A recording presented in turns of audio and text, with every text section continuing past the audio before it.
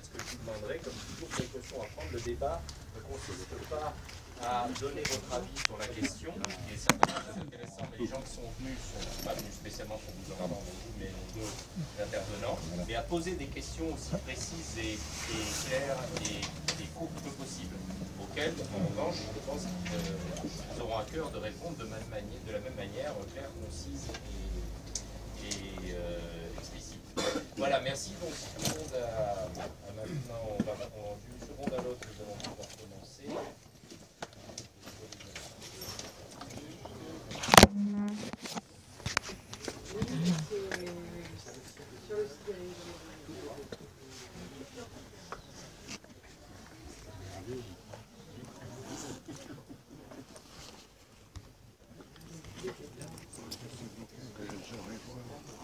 Alors,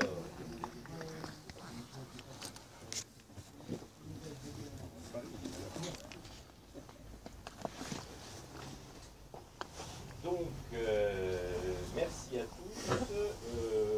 Point de longue présentation, comme c'est la coutume ici, nous commençons par le traditionnel. On ne présente plus Annie Lacroix-Ry et je lui passe immédiatement la parole. Alors évidemment, je ne vais pas raconter tout ce qu'il y a dans le livre, parce que finalement, il est quand même écrit serré, il y a beaucoup de choses. Je voudrais dire à quel point je suis contente d'avoir été contrainte par, sollicitée avec insistance par la Fédération de l'agroalimentaire de remettre en... De la CGT, il faut bien passer. Oui, la Fédération de l'agroalimentaire de la CGT. Oui, on ne sait jamais. Mais c'est bien de la CGT. Dont on parle. Voilà, d'avoir remis au point toute une série. J'en ai fait plus, mais bon, voilà, il faut quand même que ça corresponde à un ouvrage. De remettre en forme toute une série d'éléments qui ont pour caractéristique commune de poser la question d'une des forces extérieures du syndicalisme qu'on appelait syndicalisme ouvrier, qui est à l'origine le syndicalisme ouvrier, disons du syndicalisme des salariés. Je dois dire que finalement ça m'a fait grand plaisir.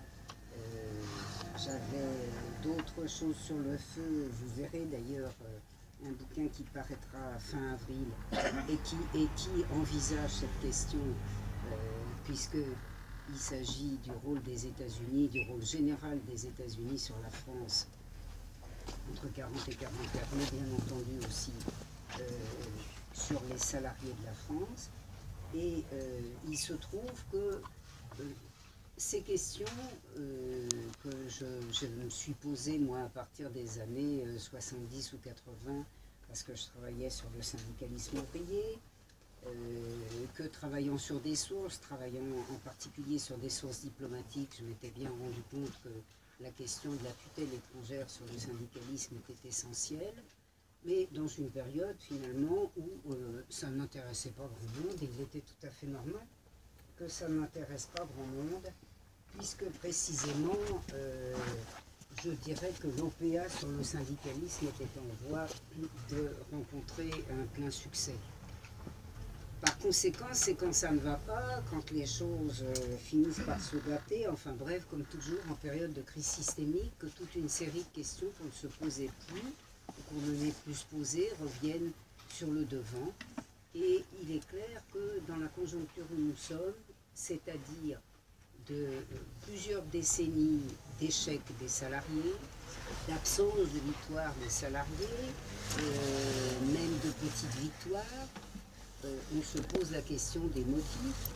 Et il se trouve que pour l'historienne que j'étais, qui travaillait sur le syndicalisme, il a été, mais vous savez que ça n'est pas si original que ça, il a été finalement plus facile de travailler sur la tutelle étrangère pesant sur le syndicalisme. J'allais dire que sur la tutelle française, j'en dirais deux mots, puisqu'il est particulièrement difficile de travailler sur le rôle du patronat sur le syndicalisme. Je voudrais commencer par évoquer la conjoncture, surtout dans la mesure où on arrive peut-être à son maximum en matière de réformisme et où se pose justement la question de l'adéquation du réformisme à répondre à toute une série de questions. J'ai envisagé une première partie qui, au fond, pourrait s'appeler du radicalisme au réformisme ou des circonstances du capitalisme de libre concurrence à l'impérialisme. Parce qu'il faut se rappeler, et je vais dire, ça vous ne le trouverez pas dans le livre, mais après tout c'est quand même sympathique qu'on discute de choses que vous n'aurez pas tout simplement à relire. Il se trouve que j'ai vraiment eu beaucoup de chance ces derniers temps.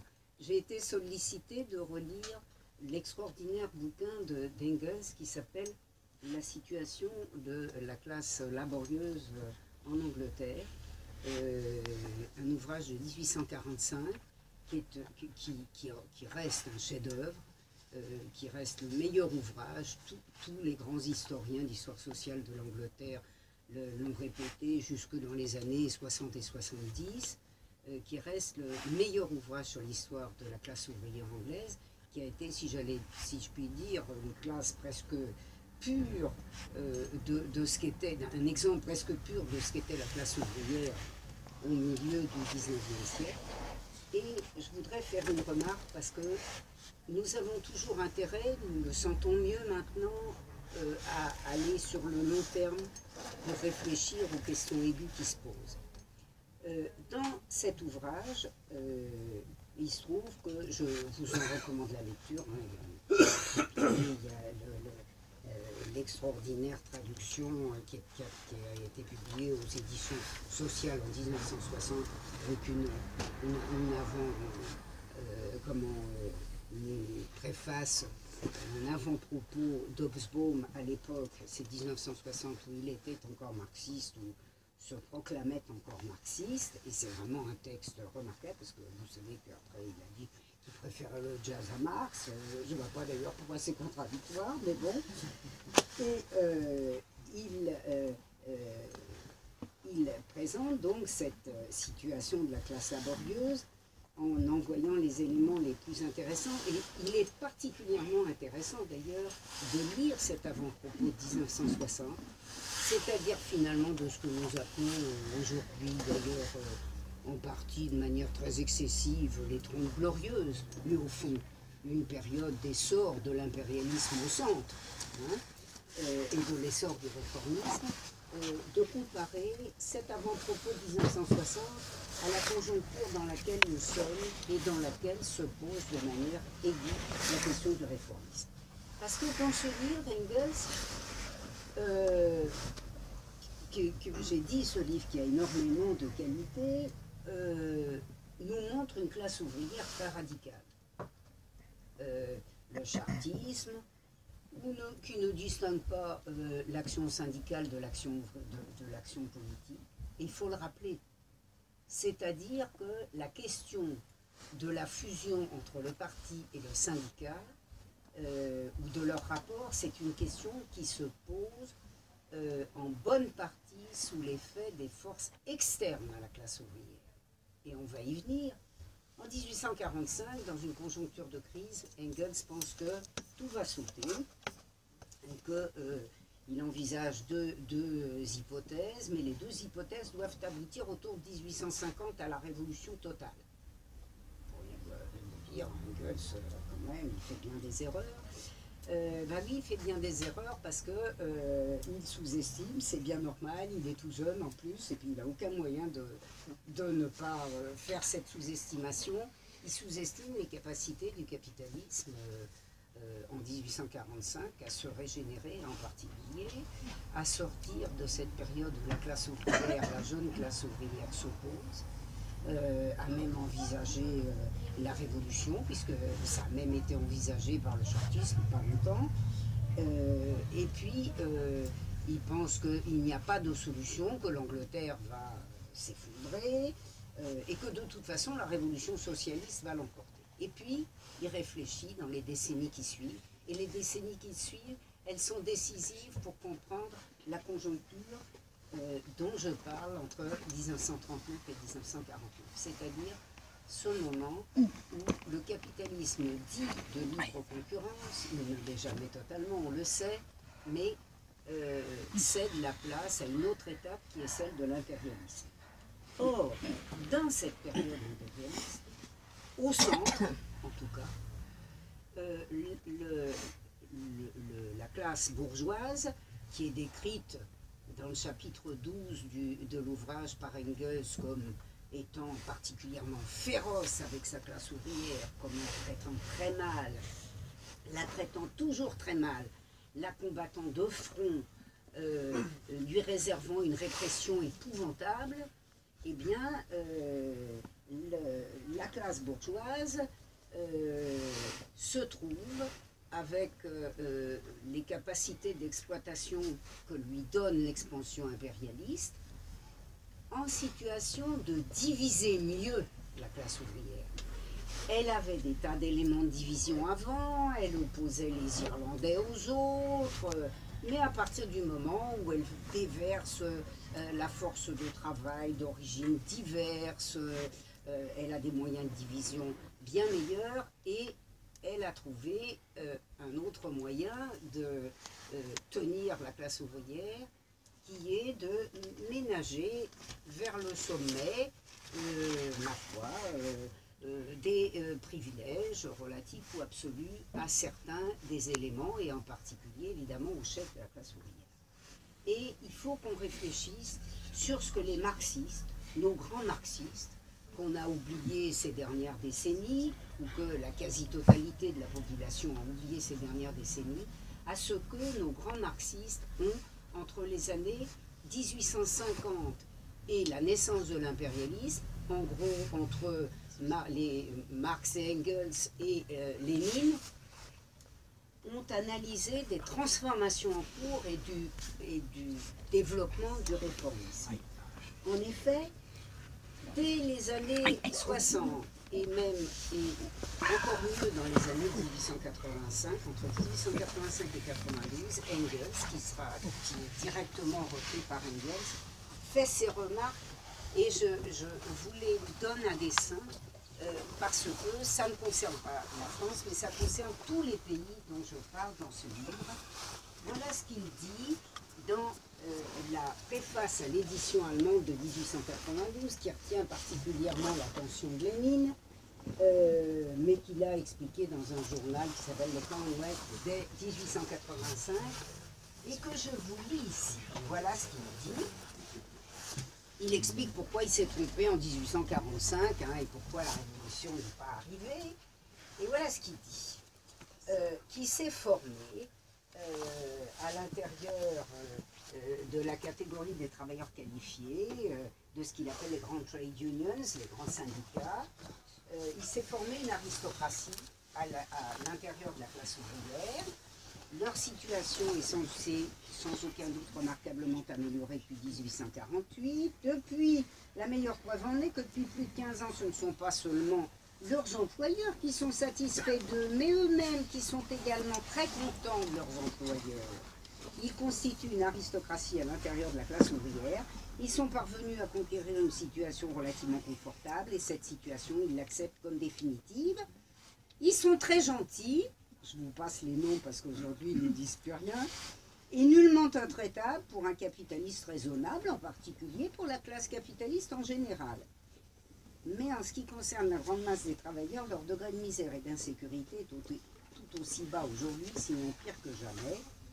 Et Lénine reprend cette analyse dans nombre de travaux, et en particulier, bien sûr, dans cette brochure dont je fais la publicité sans cesse depuis des années, et que j'ai présentée naguère à mes étudiants horrifiés en première année, parce que leur présenter le monde capitaliste, enfin le monde en 14, en commençant par l'impérialisme, le stade suprême du capitalisme, faisait se demander une partie de mes étudiants si je n'avais pas besoin d'hôpital psychiatrique. Enfin, en général, quand même, ils se remettaient. Et donc, Lénine, évidemment, développe cette analyse, et on est confronté au XXe siècle, en France, et pas seulement en France, à cette situation qui, au fond, est née à la fin du XIXe siècle, qui s'est développée à la fin du XIXe siècle, dans la situation où se mettait en place un parti socialiste français, puis en 1905, une section française de l'Internationale ouvrière, et où, en gros, la question commençait à être ouvertement posée de participer, ma foi, d'accompagner les difficultés du capitalisme, de se mettre d'accord entre gens de bonne volonté, de participer au gouvernement, puisque je rappelle que pour le cas français, la question est ouvertement posée en 1899, avec le cas Alexandre Millerand, qui allait finir d'ailleurs comme pur et simple émissaire du patronat, stipendié par le patronat, fort bien stipendié, et avec une organisation qui était chargée des campagnes électorales du patronat à une époque où la classe ouvrière était en mesure de voter, puisque vous savez qu'il y a eu d'autres périodes où on trouvait qu'il était meilleur qu'elle ne votât point. Et j'ai retrouvé en fouillant un petit, enfin il n'y a pas besoin de fouiller beaucoup, en particulier je vous incite à le lire parce que c'est intéressant, la remarque de Rosa Luxembourg, puisque la question est posée en 1899, hein, faut-il participer à ce gouvernement après l'affaire Dreyfus? Je vais juste vous citer ces dernières remarques.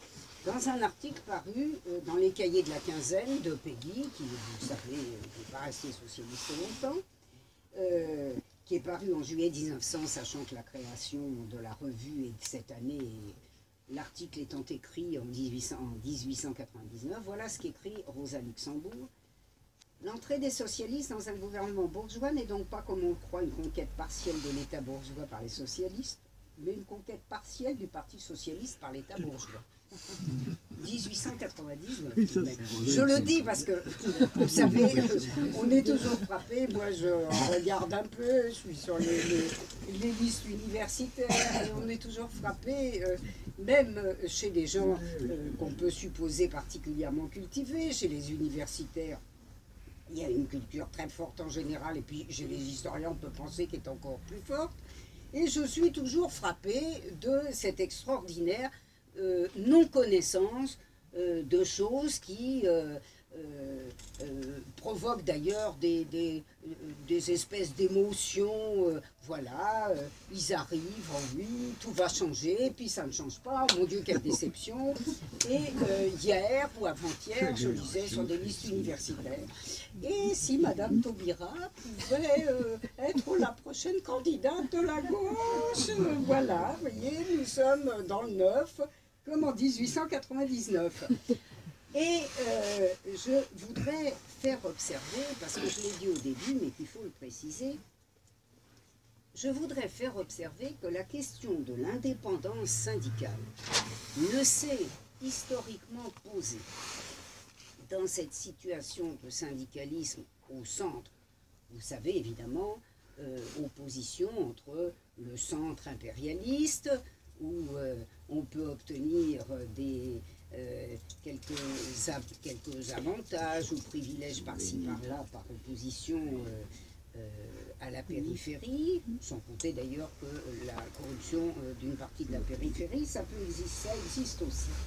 Mais là, on se pose la question du centre, et bien dans le centre, la question de l'indépendance syndicale ne s'est posée, il faut le dire, ne s'est historiquement posée que là où il y avait conflit entre le courant réformiste majoritaire qu'évoquait Engels tout à l'heure, c'est-à-dire de ceux qui trouvent que qui sont non seulement gentils, mais qui trouvent leur patron gentil et leur État encore plus gentil, et donc que la question d'indépendance syndicale n'est posée ni en Angleterre, ni en Belgique, ni en Allemagne, parce que le courant réformiste a acquis une majorité écrasante, qu'il n'est posé que dans les pays où une minorité révolutionnaire se dégage, surtout se développe. Je le dis Parce que, il faut le savoir, la question de l'indépendance syndicale, qui a été un brûlot dans le syndicalisme CGT en particulier,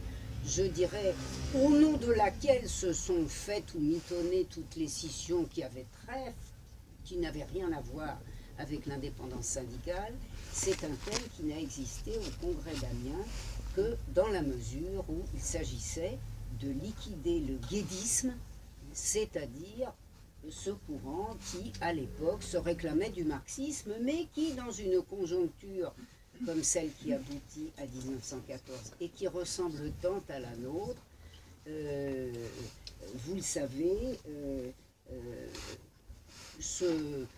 devient, là encore, une espèce de groupe prêt à accepter des strapontins, puisque l'introducteur du marxisme en France, Gued, et son parti, enfin Gued lui-même, accepte un strapontin dans le cabinet d'Union nationale de 1914.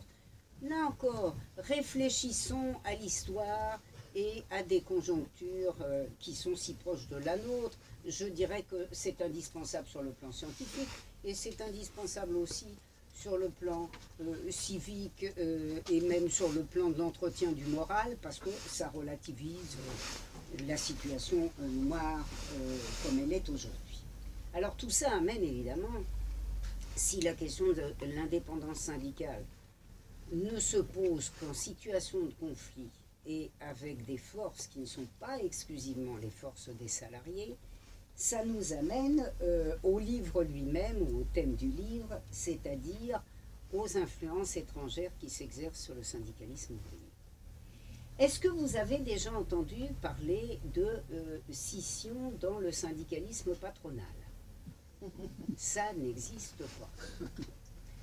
Mais vous voyez, moi je suis toujours frappée de constater à quel point les questions de bon sens ne sont pas posées. Je ne dis même pas les questions érudites, mais les questions de bon sens. Comment se fait-il que les salariés soient toujours en situation de division et les patrons jamais? Naturellement, parce qu'il faut croire que il y a une classe qui ne se pose pas la question de sa cohérence, mais que d'autres classes peuvent amener la classe ouvrière et les salariés en situation de dépendance, eux, à se diviser. C'est ce qui s'est produit depuis le XIXe siècle et que j'ai traité en partie, seulement en partie, qui demande à être traité parce qu'il serait de sécurité publique et civique que la question du syndicalisme soit à nouveau posée comme question scientifique et historique. Or, vous le savez, depuis quelques décennies, ce qu'on appelle l'histoire sociale a pratiquement disparu du champ historiographique. Je vous donne des exemples. Il y en a un seul qui me revient en tête. Il y a quelques années, des collègues prévoient un colloque. Comment la classe ouvrière prévoit-elle en 1900 le XXe siècle? C'est une question d'une importance considérable que de savoir comment les ouvriers prévoyaient leur mouvement syndical, mais se poser la question du taux d'exploitation, de la lutte contre l'exploitation, etc. Tout ça n'était plus à la mode et ne l'est toujours pas.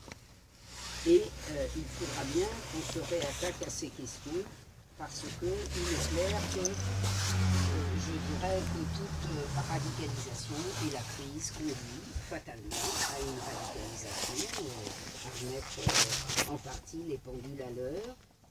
Toute radicalisation va poser la question de ce déficit scientifique, de ce déficit historique et de cette incapacité à penser les choses précisément parce que nous manquons d'instruments en termes théoriques et puis aussi en termes d'analyse historique. Pourquoi, d'abord, il faut le dire, pourquoi est-il difficile de travailler sur le syndicalisme en France? Pour les raisons générales que j'ai évoquées quand j'ai fait mon petit bouquin l'histoire contemporaine sous influence, puis toujours sous influence, parce que ça s'était plutôt aggravé de 2004 à 2012. Pourquoi? Parce que, d'abord, même quand on pouvait dans l'atmosphère, faire de l'histoire sociale, on était très gêné en France, évidemment, par la fermeture des sources. Par la fermeture des sources patronales, alors là, elles sont bouclées. Par la fermeture des sources policières, qui sont, il faut le dire, il faut le revendiquer, la meilleure source sur le sein de police. Il n'y en a aucune autre qui soit aussi bonne. Je le dis parce que c'est bon ton chez mes collègues de dire que tout ça ce sont des archives de basse police, que ça n'a aucun intérêt. Ben, c'est ça, faites donc de l'histoire diplomatique sans archives diplomatiques et de l'histoire militaire sans archives militaires. Comment voulez-vous qui étudie les rapports politiques, le poids politique des classes sociales? Eh ben, c'est la fonction de la police, c'est une des fonctions de la police, elles sont diverses, mais celle-là est une fonction très importante pour les historiens. La droitisation générale, qui s'est emparée de la France, sur laquelle je n'ai pas besoin de développer, nous sommes en train d'assister à, je ne dirais pas au maximum, mais enfin je dirais presque au maximum historique, hein, parce qu'on fera sans doute mieux, mais on ne pourra pas faire beaucoup mieux. Mais il y a quelques réserves sans doute, mais légères. Donc la droitisation générale de la société, de la culture historique, tout ça a mis une chape de plomb sur des choses tout à fait obscènes et dont il ne saurait être question, puisque de toute façon, entre classes sociales de bonne volonté, il n'y a pas de raison de ne pas s'entendre. On ne voit pas pourquoi on irait chercher des poux dans la tête des classes différentes et surtout des classes dirigeantes, voilà. Donc, on ne pouvait pas. Je dois dire d'ailleurs que c'est une des raisons pour lesquelles je me suis tournée, et on en trouve l'écho dans cet ouvrage, dans ces recherches, je me suis tournée vers ce qui existait au dehors. On constate là, comme on constate dans des tas de domaines, eh bien, la situation de limite dans laquelle nous sommes, puisque il était difficile ou impossible de travailler de manière précise sur le rôle du patronat vernaculaire. Il était plus facile de travailler sur le rôle du patronat étranger. Alors, sur le rôle du patronat intérieur, qu'est-ce qu'on a? On a la police. Par exemple, c'est possible pour les années 30. Inutile de vous dire qu'à partir de 1945, ça devient plus délicat quand les sources policières, vous savez bien ce que sont les questions de sources. Vous avez peut-être entendu parler récemment de cet arrêté du 24 décembre 2015 qui a de quoi normalement nous satisfaire tous, puisque il paraît qu'on va pouvoir travailler sans obstacle aucun désormais sur 1939-45, parce qu'avant, les fonds étaient ouverts sur 1939-45, mais pas les fonds sur la répression de la collaboration. Parce que les procès pouvaient aller trop loin, c'était après 45, après mai 45, donc ça n'était pas ouvert. Théoriquement, maintenant, tout est ouvert. C'est très bien, hein, parce que je le dis très souvent quand je fais une conférence depuis l'année dernière.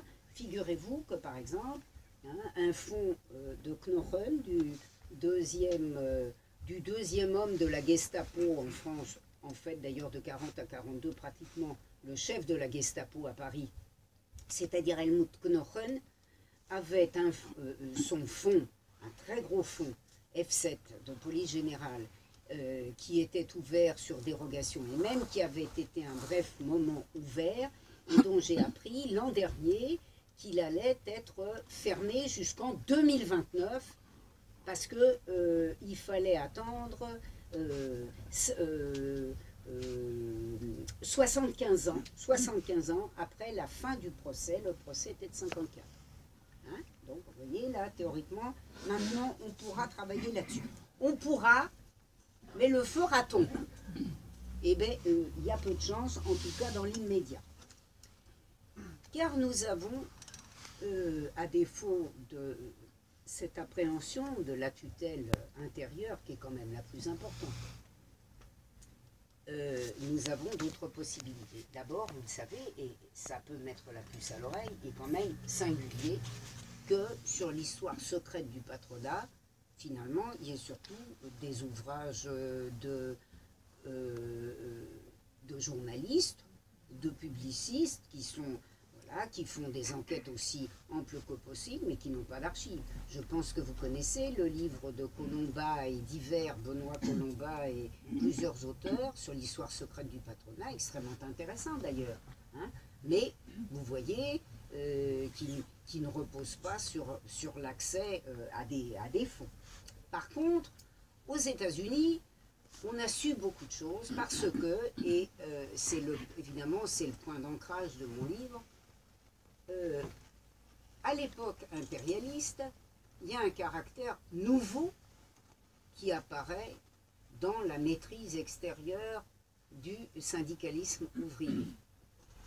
C'est non seulement le patronat intérieur qui reste décisif et qu'on connaît mal, mais à l'époque où les impérialismes se développent et où il existe des impérialismes dominants et même ultra-dominants, voire quasi-hégémoniques, la pression, la force exercée, l'influence exercée par l'impérialisme hégémonique a des conséquences sur le fonctionnement de l'ensemble de la société, non pas seulement sur les associations de capitaux, sur la formation, comme dit très bien le publiciste néerlandais marxisant Kees van Pijl, non pas seulement sur la formation d'une classe dirigeante atlantique comme les États-Unis ont rêvé d'en former une en s'appuyant sur leur domaine européen depuis la fin du XIXe siècle, mais on a la possibilité, bien entendu, de voir s'exercer cette influence sur n'importe quoi de relatif à la société étrangère, des impérialismes dominés, c'est-à-dire que l'impérialisme dominant est en mesure d'exercer une influence dans un pays qui n'est pas le sien. Et c'est ça, là, quand vous lisez l'extraordinaire chapitre, enfin, je les trouve, je dois dire, tous extraordinaires, le chapitre, je crois que c'est le 8 de Lénine, dans l'impérialisme, stade suprême du capitalisme, avec ce nom un peu, ce titre un peu sévère, bien caractéristique de de la dendure des marxistes, le parasitisme et la putréfaction du capitalisme, vous voyez, c'est pas très aimable. Il évoque la fusion entre social-chauvinisme, ce qu'il appelle les social-chauvins, vous le savez, c'est ce mouvement socialiste et le syndicalisme escorteur qui ont accepté d'entrer le cœur léger dans la boucherie. Il explique donc qu'il y a eu fusion entre le social-chauvinisme et la politique bourgeoise. Mais si vous voulez, la politique bourgeoise, c'est la politique bourgeoise dans chacun des pays. Ça continue, mais il y a mieux après. C'est-à-dire que dans la période pour laquelle je travaille, qu'est-ce qu'on constate? C'est que le patronat vernaculaire, le patronat intérieur, est en mesure de se faire aider par le patronat extérieur. Parce que, et nous le mesurons aujourd'hui, pourquoi nous le mesurons? Parce que dans la crise, nous voyons bien maintenant que les salariés sont verrouillés. Et que comme ils sont verrouillés, nous posons la question des raisons pour lesquelles ils sont verrouillés à ce point. Ils sont verrouillés à l'intérieur, ils sont verrouillés depuis l'extérieur, et maintenant, compte tenu de ce que représente l'Union européenne, il y a quand même une conscience qui s'est établie ces dernières années que c'est un obstacle à la survie dans des conditions, je dirais, correctes. Vous savez qui parle de salaire décent. Dans des conditions correctes, il y a obstacle à la survie des salariés du fait de l'influence étrangère. Et ça montre bien d'ailleurs que les grandes questions historiques, elles sont posées en fonction, je dirais, des nécessités pratiques. Puisque ces questions qui ne pouvaient pas intéresser grand monde, maintenant qu'on se rend compte que la tutelle étrangère est un vrai carcan, on est obligé de se la poser. Alors voilà, je me suis d'abord, il faut me dire jusqu'à quand j'ai, parce que comme d'habitude j'ai tendance à être un petit peu long, tu me laisses... C'est Bernard qui va animer, non? Ah bah oui, mais c'est toi qui donne, Bon bah, vas-y, là pour l'instant, ça va. On a tout notre temps. Voilà, alors d'abord constater à quel point, parce que c'est très surprenant pour nous en France, à quel point la question de ce poids de l'impérialisme étranger sur notre classe ouvrière ou nos salariés, à quel point c'est une question posée et en partie réglée depuis longtemps. Il faut le savoir, depuis les années 1960, en particulier depuis la fin des années 1960, il y a toute une série d'ouvrages non traduits qui traitent de la manière dont l'étranger a investi l'Europe et en particulier bien sûr les États-Unis. Il se trouve que je l'ai mis dans cet ouvrage parce que c'était quelque chose de tellement ignoré et Marc Bloch dans son ouvrage L'étrange défaite consacrait un paragraphe tellement surprenant au syndicalisme français, au syndicalisme confédéré majoritaire, enfin qu'il ne l'était plus, mais qui s'était arrangé pour le redevenir par la bande. On s'était trouvé donc dans les années 1930 avec une situation syndicale abordée par Marc Bloch en 1940 de manière très surprenante, puisque Marc Bloch se déchaîne contre le courant confédéré. Je vous rappelle en deux mots, hein, la CGT, très profondément divisée par la conjoncture économique et par la conjoncture générale depuis la Première Guerre mondiale, depuis la crise et la Première Guerre mondiale, sort de la guerre avec une conjoncture sur laquelle il faut revenir, c'est-à-dire une situation qui est marquée à la fois par la radicalisation et par le développement du réformisme, et qui oppose deux courants. Un courant révolutionnaire qui évidemment se développe à la faveur des souffrances, de la surexploitation et de la boucherie, c'est-à-dire le courant révolutionnaire, le fameux courant minoritaire, ultra-minoritaire de 1915, parce que je le rappelle, c'est le syndicalisme quand même, qui a été au cœur de la contestation de la boucherie dès 1915. Une toute petite fraction, et qui se développe, et qui, à la faveur des transformations induites par la Première Guerre mondiale, et notamment la révolution bolchevique, qui se trouve développée et par la conjoncture française et par la conjoncture internationale, et notamment le fait que la révolution bolchevique s'en sort. Ce courant se développe, et c'est ce courant qu'on appelle le courant unitaire qui va être à l'origine de la Confédération générale du travail unitaire, finalement constituée en 1923, parce que la CGT majoritaire, dirigée par Jouot depuis l'avant-guerre, et qui est une sorte de modèle de ce que j'ai défini tout à l'heure en matière de réformisme, sachant que les grèves, c'est toujours, j'ai l'air d'exagérer, mais je n'exagère pas, que les grèves, c'est toujours trop tôt ou trop tard, jamais le bon moment et qu'il faut négocier même quand il n'y a rien à négocier, ce qu'on appelle la politique du tapis vert. Il n'y a rien sur le tapis, mais on négocie quand même, sauf quand la bourgeoisie n'a plus à un moment donné besoin de faire semblant de négocier ou elle ne négocie plus. Et donc ce courant majoritaire de Jouvet, ça s'appelle les confédérés. Et il faut le savoir quand même, parce que la première scission de la CGT est une scission, et il faut le savoir, hein, je dirais que la scission, c'est comme la guerre civile. Il n'y a pas de guerre civile pure, si je puis dire, depuis le XVIIIe siècle. Il n'y en a pas. Hein, c'est-à-dire quand il y a ce qu'on appelle une guerre civile, c'est-à-dire que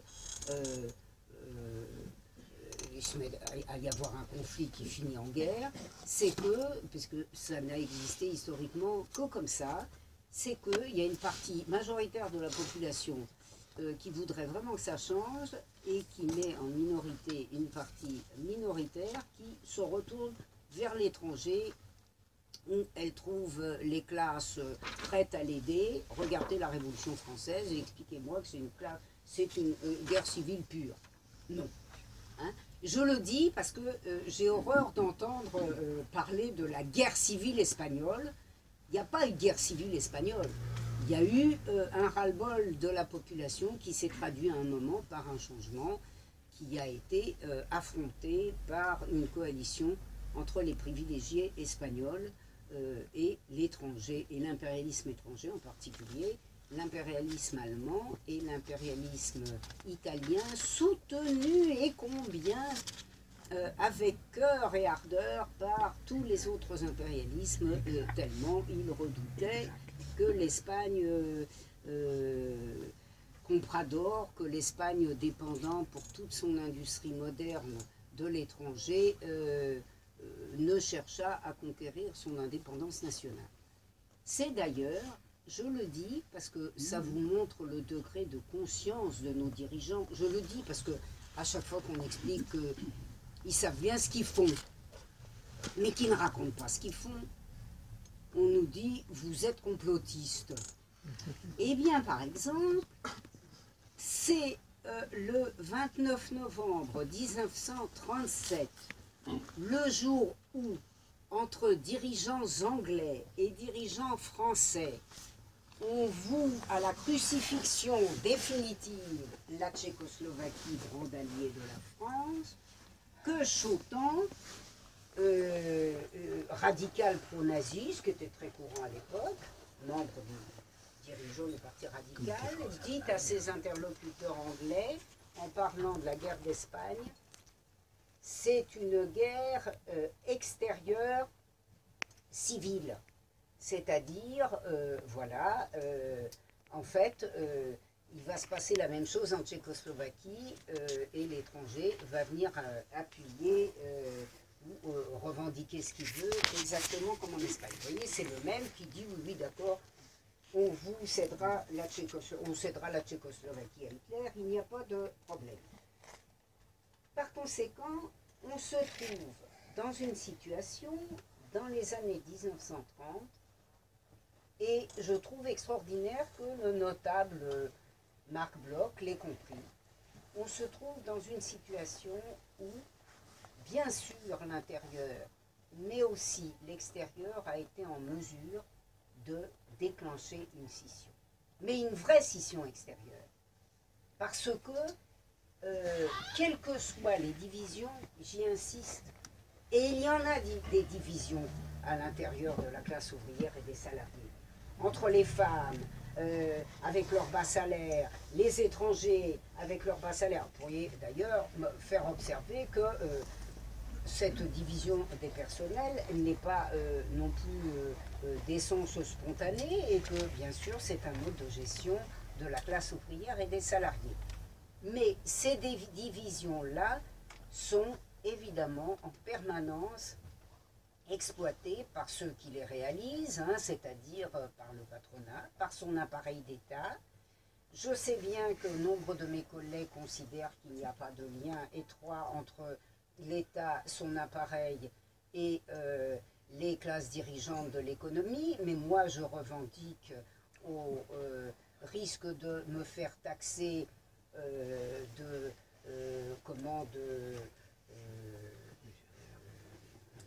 d'incapacité théorique et de tendance à parler de courroie de transmission, moi j'ai tendance à penser en effet que la courroie de transmission fonctionne très bien et que nous avons eu des scissions qui ont montré une remarquable collaboration, pour celle de 1930 on peut le démontrer, entre le patronat français, l'État français et l'impérialisme qui, à l'époque, était particulièrement apprécié en la période de crise qui avait un peu assombri l'atlantisme de nos classes dirigeantes. Elles avaient été atlantiques dans les années 1920, mais elles l'étaient moins dans les années 1930, et par conséquent, elles avaient accepté avec une immense gratitude le modèle allemand, l'influence allemande, bref, ce qu'on appelle la Gleichhaltung, la mise au pas, ce qui explique d'ailleurs que le père de Nicolas Werth, qui s'appelait Alexandre Werth et qui pensait tout à fait différemment de son fils sur l'Union soviétique, ait pu parler dans les années 1930 de ce qu'il appelait la presse gleichschaltée.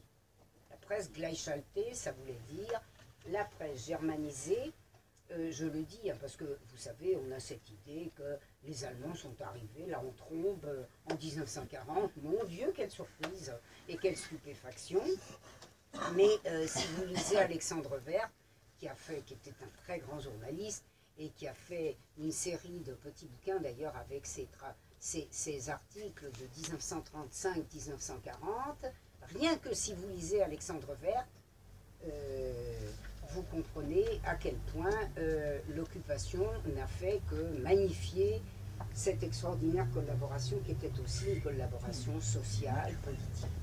Alors, lisez. Bon, évidemment, moi je serais très contente que vous le lisiez, mais lisez aussi Marc Bloch, se déchaînant contre ces gens. Il n'aborde que la question extérieure, d'ailleurs. Il n'aborde pas la question intérieure. C'est clair qu'il a deux, trois indications dessus, parce que c'est pas possible qu'il connaisse si bien la situation extérieure sans connaître un peu la conjoncture intérieure. Mais ce qu'on appelle la scission de la CGT, qui est la deuxième scission, je dirais, est comme la première scission, une fausse scission. Il n'y a eu qu'une vraie scission de la CGT, c'est celle de 1947. C'est-à-dire que les minoritaires n'ont pas accepté d'être minoritaires, sont partis. La scission de 1920-21 n'est pas une scission, elle est la mise à la porte d'éléments qui deviennent majoritaires. Et ils n'ont pas les moyens de se débrouiller pour faire reconnaître leur majorité. Et la deuxième est de même type. C'est-à-dire qu'il s'agit d'une scission qui est en fait une éviction. Ah, me direz-vous, mais oui, mais quand même, on est en septembre 1939, mon Dieu, les communistes ont signé le pacte germano-soviétique, ça ne se fait pas, c'est très vilain. Bon, naturellement, vous imaginez bien que tout ceci n'est qu'un prétexte, même si Bloch ça ne l'aborde pas, et en réalité, le patronat, qui avait un projet d'établissement du fascisme en France, très antérieur à l'agitation de la classe ouvrière de 1936, très antérieur. L'agitation l'a simplement différé, pas accéléré, différé.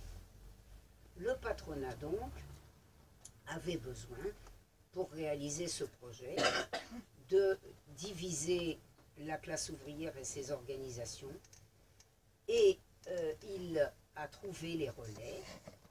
Alors, vous voyez, ça fait partie des choses qui rendent tout à fait obscène le travail sur la question. Parce que poser la question, qui était posée par les marxistes, par les grands penseurs et praticiens marxistes, pendant le 19e et le 20e siècle, poser la question des raisons pour lesquelles un représentant de sa classe cesse d'être un représentant de sa classe, sans le dire à sa classe, ce qui est évidemment le minimum, Ça, c'est une question obscène en France. C'est depuis très longtemps une question obscène et c'est depuis quelques décennies une question encore plus obscène qu'elle n'était après la Deuxième Guerre mondiale où finalement le rapport des forces générales la rendait même nettement moins obscène. Or, vous voyez bien à quel point ça nous gêne. Parce que qu'est-ce qui se passe entre 34, 35 et 39, pour n'évoquer que ça? Il se passe que, sous l'effet de la crise, une radicalisation se produit, que cette radicalisation est remarquablement exploitée par des battants, par des gens qui sont des combatifs, qui ont été vaincus en 1920-1923, mais que le profond mécontentement des ouvriers et des salariés remet sur le devant de la scène, et que c'est dans ces conditions qu'en 1934-1935 se pose de manière aiguë la question de la réunification de la CGT. Et vous imaginez bien que face à la réunification de la CGT, le patronat intérieur fait absolument tout ce qu'il peut pour y parer, et que l'Allemagne, qui a des vues sur la France, qui sont d'ailleurs considérées avec la plus grande bienveillance par les classes dirigeantes françaises, et bien que l'Allemagne trouve aussi que ça fait partie de ses centres d'intérêt. Parce qu'il faut le dire, quand vous êtes un impérialisme étranger dominant, vous ne pouvez pas dominer un pays si vous ne dominez pas tout. Il ne suffit pas d'acheter des capitaux. Il faut avoir une influence sur l'ensemble de la population. Et cette petite chose qui n'intéresse personne ou pas grand monde, c'est-à-dire cette petite chose syndicale, est une chose décisive. Vous ne dominez pas des salariés si vous n'avez pas la main sur leurs organisations. Et donc, comme dit mon notable de Marc Bloch, se produit une alliance contre nature entre, d'une part, le patronat, d'autre part, les confédérés de Jouot et de Belin. Il ne cite aucun nom. Aucun. Bon, évidemment, comme je connaissais le dossier de près, on peut mettre un nom à tout ce qui désigne, mais il ne cite aucun nom. Hein? Mais comme on a des congrès, comme on a des dossiers, comme on a le congrès de 38, comme on a la presse, comme on a les archives policières, eh bien, évidemment, nous, on peut mettre des noms. Et ce qu'explique Bloch, c'est que non seulement le patronat intérieur, mais manifestement, des influences extérieures ont joué.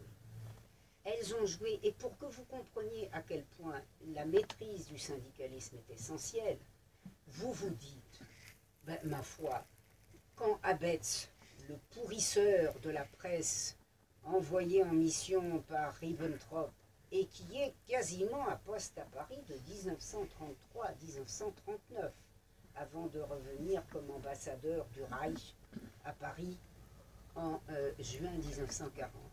Quand Abetz s'en va dans ses réceptions avec la bourgeoisie, la grande bourgeoisie française, pâmée devant...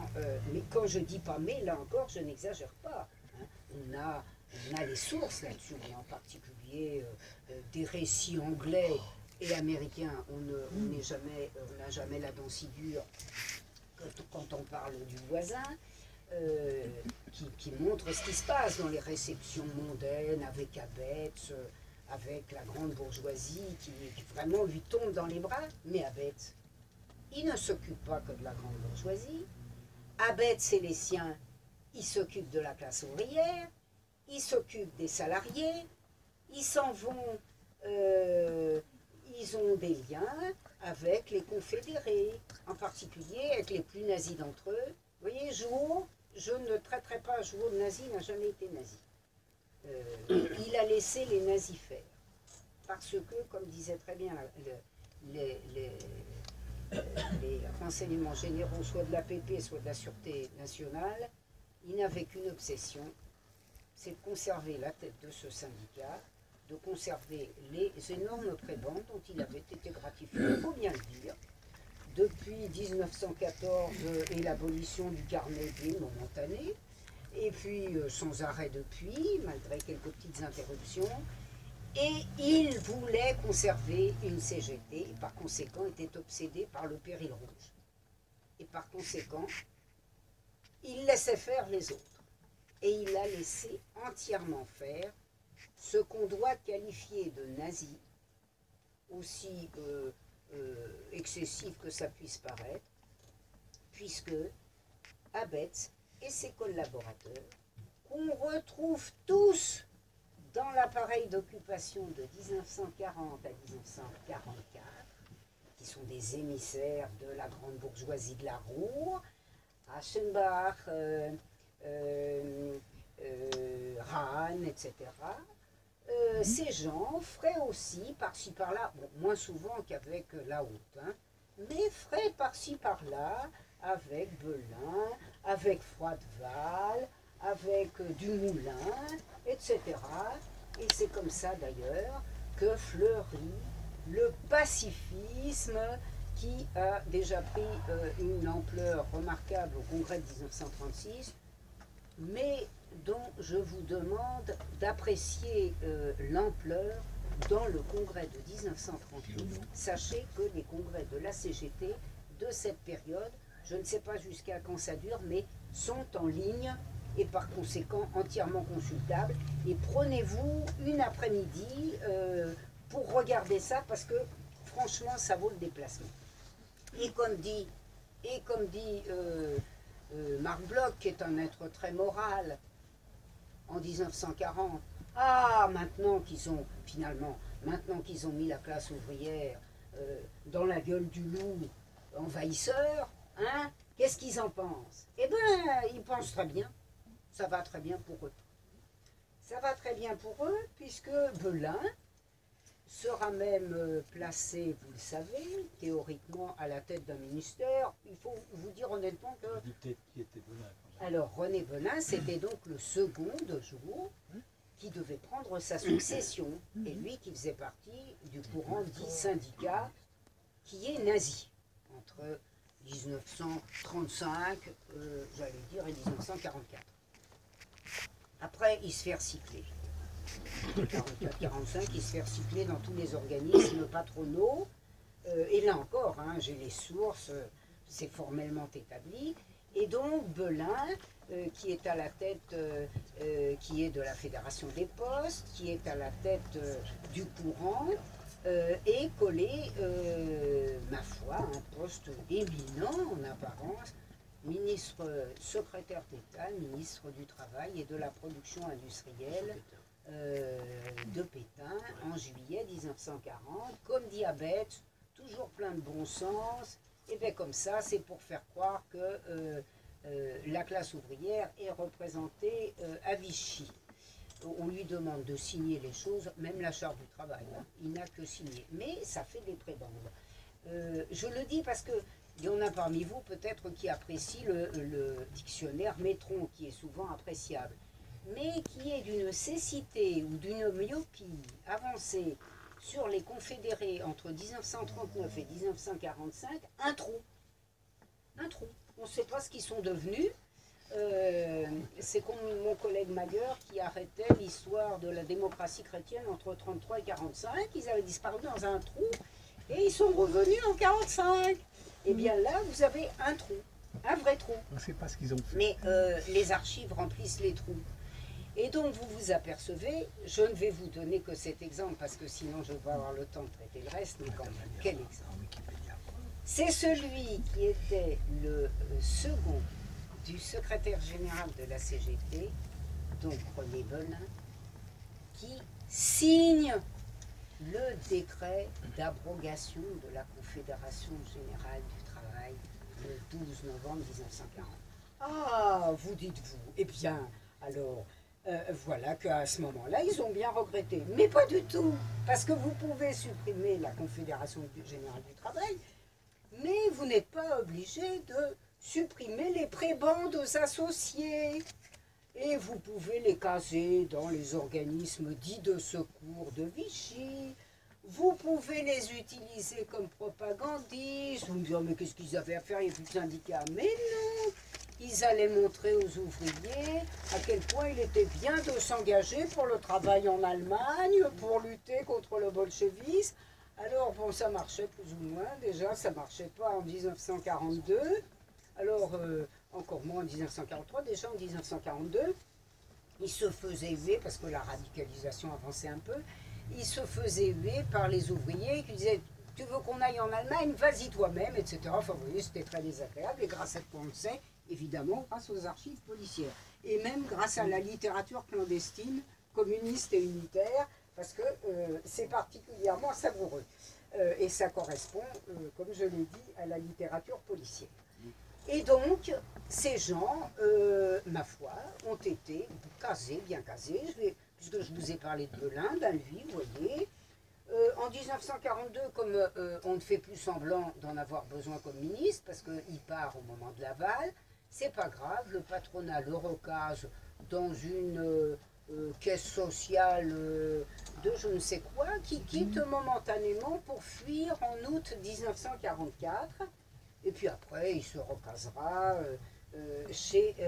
dans la banque Worms et ailleurs, qui, vous le savez peut-être d'ailleurs, met au premier plan Georges Albertini, le second de DA, qui pourra, après la guerre, continuer sa grande activité anti-soviétique et anticommuniste comme devant. Voilà pour l'Allemagne, mais c'est vous dire à quel point il serait utile, comme le suggérait Jules Mock, qu'il est difficile de prendre pour un subversif. Il faut vous dire qu'il a même pas mal frayé, étant X, brillant X, et par conséquent candidat possible des Synarques, qu'il a beaucoup frayé avec la Synarchie, mais lui, c'est-à-dire avec ces gens qui avaient prévu la mort de la République, mais lui, on lui doit de reconnaître qu'avant de s'en prendre aux mineurs et à d'autres éléments de la classe ouvrière, il n'a pas été hitlérien. Lui, c'est clair, on ne peut pas lui reprocher ça. Et en mai 1939, dans un congrès de la SFIO, dont le contenu est aussi déprimant que le sont les sessions d'aujourd'hui, lisez, parce que je vous assure, ça vaut le déplacement, il fait observer que des influences se sont manifestement exercées sur le syndicalisme depuis la Maison Brune.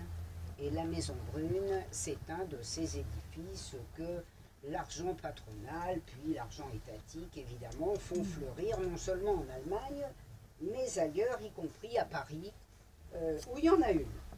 Vous voyez, c'est dire ce qu'il nous reste à creuser, parce que il nous faudrait une génération de jeunes chercheurs résolus à travailler sur ces influences étrangères et qui, pour l'instant, je dois le dire honnêtement, auraient bien du mal parce qu'il leur faudrait trouver un directeur de recherche et ça n'est pas commun. Alors, évidemment, ce qui est mieux connu, le plus connu, mais qui peut être mieux connu encore, c'est le rôle des États-Unis. Rôle des États-Unis, je dirais, qui est encore plus époustouflant à la mesure de ce qu'est l'impérialisme américain, bien sûr, qui est encore plus époustouflant que les tentatives réussies de l'impérialisme. Alors, mon ouvrage est consacré en grosse partie à ce rôle des États-Unis, puisqu'il y a deux communications sur la France. Vous verrez, vous y découvrirez, où il y aurait la confirmation que la scission de 1947 est littéralement impossible sans l'argent du patronat, dont on ignore le détail, mais sans l'argent des États-Unis, et que les États-Unis ont consacré à la question une importance dont je vais dire quelques mots. Parce que ce qui nous est arrivé ne nous est pas arrivé à nous seulement. C'est arrivé à tout le monde. Ça a fait l'objet de remarquables travaux. je l'ai dit, depuis les années 1960, et je voudrais signaler en particulier la remarquable qualité de celui que je considère comme le pionnier, d'ailleurs l'historien le plus global de la mainmise américaine sur la classe ouvrière européenne. Évidemment, dans les premières années, la conquête de l'Empire n'était pas allée jusqu'à la zone d'influence soviétique, donc on n'était que dans l'occidental. C'est Anthony Caillou qui, dans un ouvrage de 1987, dont on attend encore la traduction, vous vous rendez compte de la situation dans laquelle on est. Ça va faire 30 ans l'année prochaine. L'ouvrage s'appelle « Labor under the Marshall Plan », c'est-à-dire le mouvement ouvrier à l'époque du plan Marshall. Il vous dresse un tableau de ce qu'est l'entreprise américaine, de contrôle du syndicalisme européen. Et il vous montre qu'il s'exerce dans deux, je dirais, pas dans deux directions, dans une direction unique, mais il peut avoir une tactique différente selon que le syndicalisme est à majorité écrasante réformiste, ce qui est le cas d'à peu près toute la zone occidentale, sauf la France et l'Italie. Mais il n'empêche que dans la zone occidentale compréhensive et où la fusion entre le Parti socialiste et le mouvement syndical n'a jamais posé question, elle est organique. C'est même le syndicat qui est supposé faire vivre le parti. Là, il faut casser syndicat par syndicat les combatifs, et ça se fait. Et ça fait d'ailleurs l'objet de quelque chose, d'une recension que je fais du travail d'un chercheur américain. Sur le syndicalisme, je dirais qu'on n'a presque que des motifs de désespoir. Il s'appelait Peter Weiler, il a fait un travail tout à fait remarquable sur les conditions des scissions organisées par les États-Unis et sur le rôle des États-Unis en Angleterre. Et puis il s'est arrêté, et puis il a fait une biographie d'Ernst Bevin, c'est-à-dire d'un des chefs du Parti travailliste, anti-bolchevique en chef. C'est pour ça qu'on en a fait un secrétaire au Foreign Office particulièrement pro-américain. Mais ça c'est une question très intéressante d'ailleurs, que la conquête par les États-Unis du réformisme anglais qui est époustouflante et qui a fait l'objet de remarquables travaux qui continuent, tandis que nous n'avons toujours quasiment rien. Et donc, Weiler a fait une étude justement de cette influence américaine sur un syndicalisme, évidemment, influence qui vient s'ajouter au patronat intérieur, mais sur un syndicalisme qui répond encore aux conditions que décrivait Engels en 1845, en opposant l'esprit purement abstrait et jamais pratique des Allemands à l'esprit pratique et combatif des Anglais. Et il faut le savoir pour comprendre l'ampleur de la victoire de Madame Thatcher et des classes dirigeantes à la fois britanniques et étrangères dans les années 1980, il y avait dans la classe ouvrière britannique d'extraordinaires réserves de combativité qui, vous le savez d'ailleurs, s'étaient notamment réfugiés dans la Fédération des mineurs, dont Madame Thatcher n'a rien eu de plus pressé que d'assurer la défaite dans les conditions que nous connaissons. Eh bien, vous verrez à quel point Weiler montre à la fois l'application américaine, la réussite américaine, les difficultés américaines étant donné ces traditions de combativité, et aussi ce qui modifie ce que j'ai dit tout à l'heure en laissant entendre que, après tout, à la périphérie, on pouvait s'enfoncer comme dans du beurre, et qui montrent aussi qu'il a fallu, à la périphérie, dégager une petite couche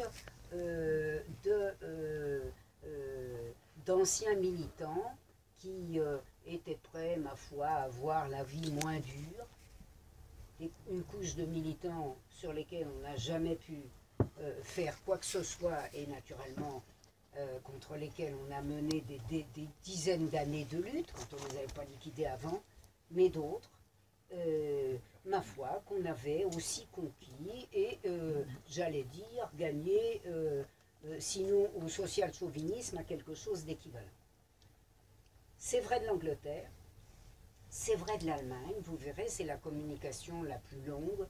Je dois dire que si la question n'était pas sociale et politique, d'un simple point de vue technique, on serait presque admiratif devant les capacités de l'impérialisme vernaculaire et de l'impérialisme américain à se sortir en Allemagne d'une situation qui était quand même délicate.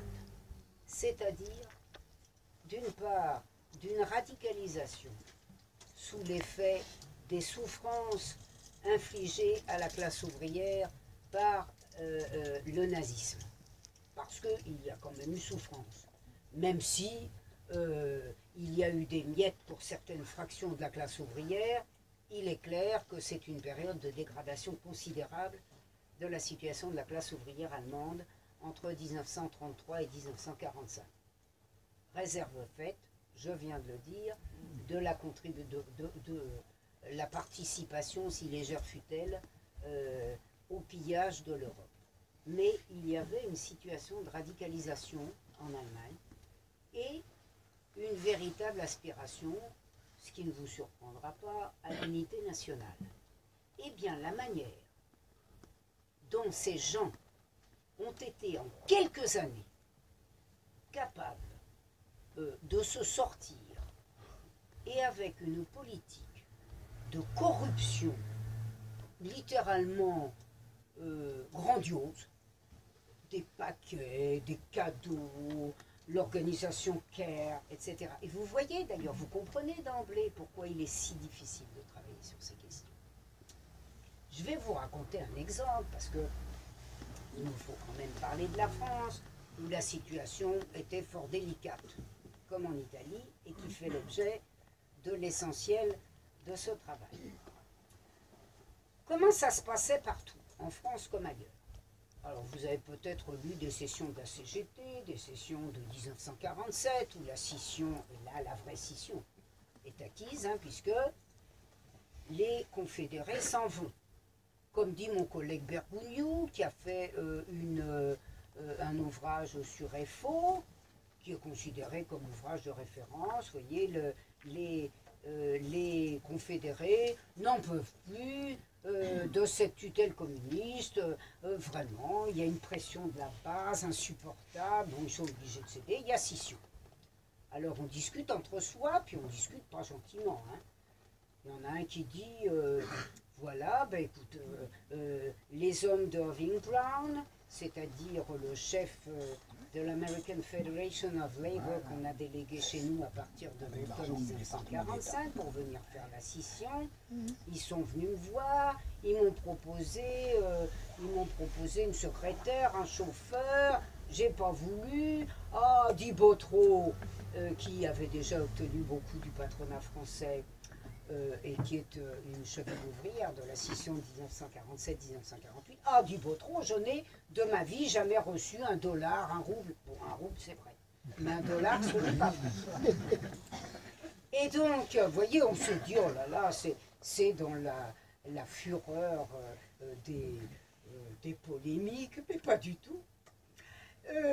Moi, je vous en raconte un seul exemple. Figurez-vous qu'on a un très bon ambassadeur excellent qui s'appelle Henri Hoppenot, une personne très bien, comme dirait Alexandre Jardin, vraiment les gens très bien, grande bourgeoisie, grande collection, tout ça, bon, mais très bon ambassadeur. Et alors, il fait comme tout le monde, hein, il est chargé de suivre à la trace les Américains qui évidemment sont partout, vont partout, comme disaient les Suisses. on les veut pas, on veut pas le plan Marshall, tiens, pour avoir leurs équipes d'espions sur le rable, il n'en est pas question. Les Suisses pouvaient dire non à l'époque. Vous savez qu'après, ça s'est un peu gâté. Et donc,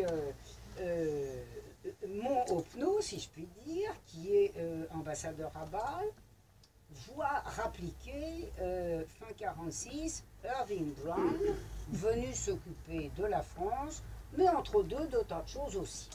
Alors il arrive, il s'installe dans le plus grand palace de Berne, et puis il s'en va voir les syndicalistes. Et alors, c'est Opno qui l'écrit, hein, très bien enseigné.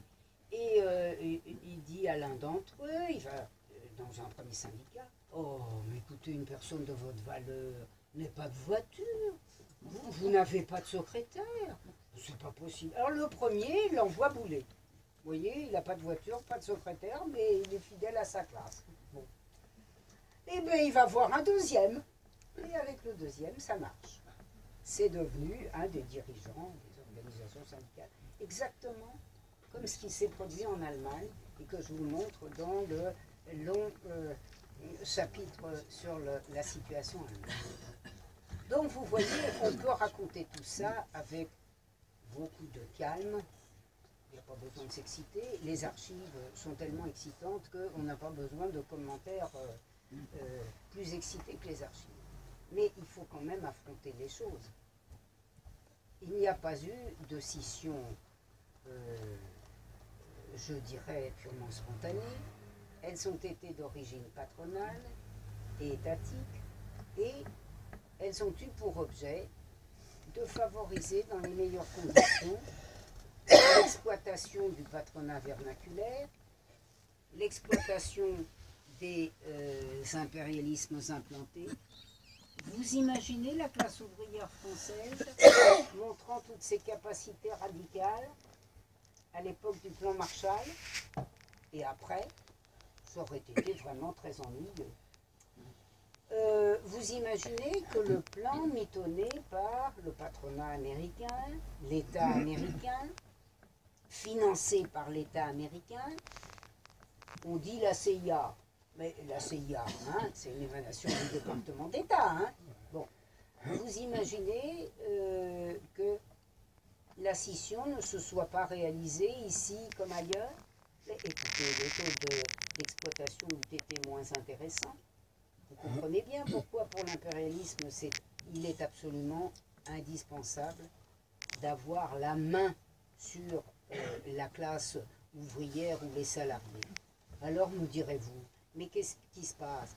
Eh bien, il se passe ce qu'on ne sait pas, parce que, vous voyez, il suffit même de lire Erwin Wall, qui a fait un ouvrage qui n'est pas subversif non plus, hein, qui s'appelle « Les relations franco-américaines de 1945 à 1954 ». Vous vous apercevez que l'appareil socialiste et MRP, la droite avec, est à l'ambassade américaine à peu près de 0 à 24 heures, avec relais. Hein.